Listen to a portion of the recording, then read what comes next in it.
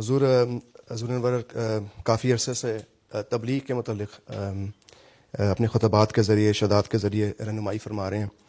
تو اس سلسلے میں یہ بھی دیکھا گیا کہ کافی جو مخالفت ہے آن لائن وہ بڑھ گئی ہے، اور ایک پلیٹ فارم کے ذریعے تم جواب دے رہے ہیں.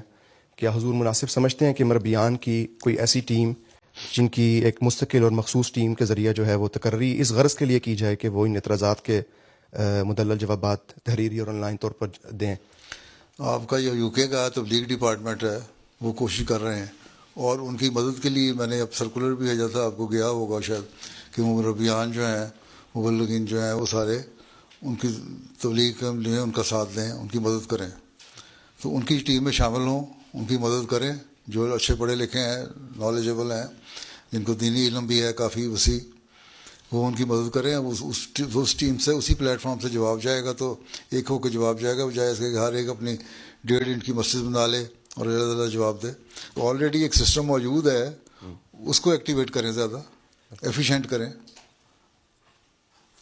باقی تبلیغ میں بھی حکمت سے بات کرنی ہوتی ہے، اور آج کل لوگوں کا جو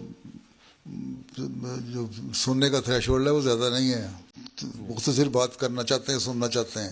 اس لیے چھوٹے چھوٹے آپ مشورہ بھی دے سکتے ہیں اپنی تبلیغ ڈپارٹمنٹ کو، مدد جب کر رہے ہوں گے ان کی، تو مشورہ بھی دے سکتے ہیں کہ چھوٹے چھوٹے کلپس جو ہیں وہ سوشل میڈیا پہ ڈالو، جا کے پتہ لگے ان باتوں کا. حضرت مسیح علیہ السلام کے اقتباسات ہیں، آن رسول وسلم کی مقام و مرتبہ کے لیے وہ بے شمار ایسے ہیں، ڈالیں، تاکہ ان کا یہ جو غلط قسم کا کانسیپٹ لوگوں میں پیدا کیا جا رہا ہے کہ نعوذ باللہ ہم آن رسول وسلم کی توہین کرنے کے مرتکب ہو رہے ہیں، یا قرآن کریم کو ہم نہیں مانتے، یہ غلط تصور جو ہے اس کو ظاہر کرنا ہے. اس کے لیے ہم کرتے ہیں. اب انڈیا میں ہمارے قادیان میں ہی وہاں ایک مسجد غیر احمدیوں نے بنائی ہے، قریبی بشتی مقبرے کے ساتھ ہی ہے، اور انہوں نے شرارت کے لیے باہر سے بعض لوگوں کو دعوت دیتے رہتے ہیں. بعض علماء بھی ایک جگہ سے آئے، انہوں نے اچھا ایک پروفیسر ہے، پڑھا لکھا اسکالر ہے، انہوں نے سوچا کہ ہم ان کی باتیں سن لی. اب ہم قادیان والوں سے پوچھیں یہ کیا کہتے ہیں، کہ انہوں سے پوچھا کہ ہم دورہ کر سکتے ہیں آپ کے علاقے کا؟ انہوں نے کہا ہاں. وہ ان کو دورہ کروایا، اور ویسے بھی ان پہ کھلی جگہ ہے، آپ جہاں مرضی جا سکتے ہیں. مسجد اقصیٰ بھی لے گئے، مسجد مبارک، باقی جگہوں پہ بھی. مسجد اقصیٰ میں ایک جگہ قرآن کریم شیلف میں پڑے ہوئے تھے، تو ایک ان کا عالم تھا، وہ نے جا کے قرآن شریف نکال لیا، اس کے بعد ورکردانی کرنے لگا، پھولنے لگا.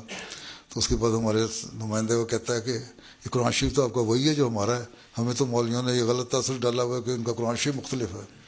صرف یہ ہے کہ ختم نبوت کی تعریف ترجمے میں جو آپ نے کی ہوئی ہے ہماری طرف سے مختلف ہے، اس کے علاوہ تو کوئی فرق نہیں ہے. جو کنٹمپریری ایشو جتنے ہیں ان کو سوشل میڈیا پہ ڈالو تبلیغ کے ذریعے سے، تو ان کی مدد کرو تبلیغ ڈپارٹمنٹ کی. اس لیے تو میں نے مربیان نے کہا تھا کچھ طرح سے ایکٹیو ہو جائیں، اور آپ کے کام میں برکت تب پڑے گی. ساتھ یہ بھی میں بتا دوں کہ کام کر کے صرف یہ نہ سمجھنے ہم نے کام کر لیا، اللہ کو راضی کر لیا، نہیں، ساتھ دعاؤں کی طرف اور نمازوں کی طرف بھی توجہ دینی ہوگی. اور ہر کام جو ہے دعا کے ساتھ شروع کریں اور اللہ تعالیٰ سے مدد مانگیں، تب برکت پڑے گی. حضرت صلی اللہ علیہ وسلم کی مثالیں میں دے رہا ہوں 2-3 ہفتوں سے، کیا اللہ تعالیٰ کے وعدے تھے. اب جان کے میں سناتا ہوں ایک بات ریلیٹڈ ہی ہوتا ہے، پہلے بیان ہو چکا تھا اس سے، لیکن تو اس کو تھوڑا فرق ہوتا ہے، اس لیے میں بیان دوبارہ کر دیتا ہوں تاکہ دماغوں میں بیٹھ جائے کہ تمام باتوں کے باوجود آپ ذکر الہی مشغول تھے اور اللہ سے رو رو کے دعائیں کر رہے تھے. حضرت مسیح علیہ السلام کے واقعات میں بھی یہی آتے ہیں، تمام باتوں کے باوجود اپنے دعاؤں کی طرف توجہ دی. تو یہ چیزیں نہ بھولو اور پھر کام کرو، ٹھیک ہے. جزاک اللہ حضور. حضرت مسیح علیہ السلام نے فرمایا نا، اللہ تعالیٰ سے ڈرو اور سب کچھ کرو. تو سب کچھ کرو گے یہ مطلب نہیں پھر غلط کام بھی کرتے رہو، مطلب یہ کہ جب اللہ سے ڈرو گے تو کرو گے نیک کام ہیں. اور اللہ سے ڈرنے کے لیے وہی ہے کہ اللہ کے حضور جو جھکے رہو.